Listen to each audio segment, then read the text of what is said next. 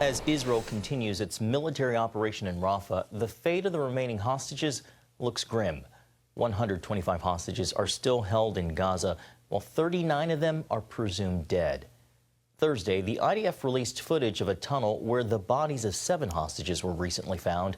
The Jewish state received some much-needed international support this week, with 400 evangelical leaders from 40 nations attending the Jerusalem prayer breakfast. Several Christian leaders from Norway apologized for their country's decision to recognize a Palestinian state.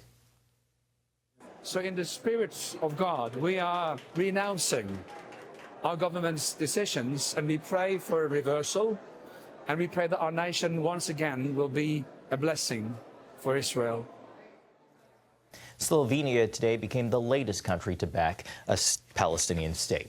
Well, U.S. military efforts to deliver humanitarian aid to Gaza have hit a snag as heavy seas damaged a temporary pier built off the coast. CBN's Chuck Holton reports from the area on the challenges providing much-needed assistance to civilians caught in the crossfire. The U.S. Central Command recently built the structure to help facilitate aid delivery. Heavy seas in a North African weather system, however, caused significant damage, washing sections of the pier along the Gaza coastline to the southern Israeli city of Ashdod. What you had happen off the coast of Gaza was a increase in sea swell and winds, and the US JLOTS, Joint Logistics Over the Shore operation, is really tailored to a specific sea state, basically less than 10 knots of wind or 3 feet of sea. When you get over that, it really taxes the system. The temporary pier was intended to bring the equivalent of 150 truckloads of aid to Gaza each day. But so far, fewer than 40 have made it to the beach. Some that did make it was reportedly taken by looters before reaching those who needed it most. Military engineers didn't have the resources to pull these beached pieces of the dock back to sea after they grounded themselves here off the coast of Ashdod. And so instead, they are taking these modular units apart and putting them on flatbed trucks in order to take them back to where the dock is being repaired here at the port of Ashdod.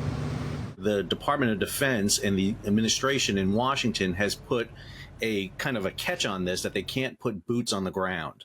And that really precludes them from doing that operation. So they're forced to have to use the pier option here, because if you run watercraft ashore, you're literally putting boots on the ground in that case. So you're limiting the options here.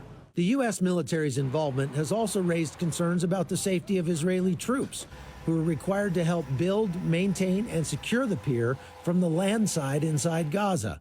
Some experts argue this diverts them from their primary mission of eliminating Hamas militants and may prolong the conflict. In addition to the hundreds of millions to build the pier, the operation could be costing American taxpayers as much as $15 million per day.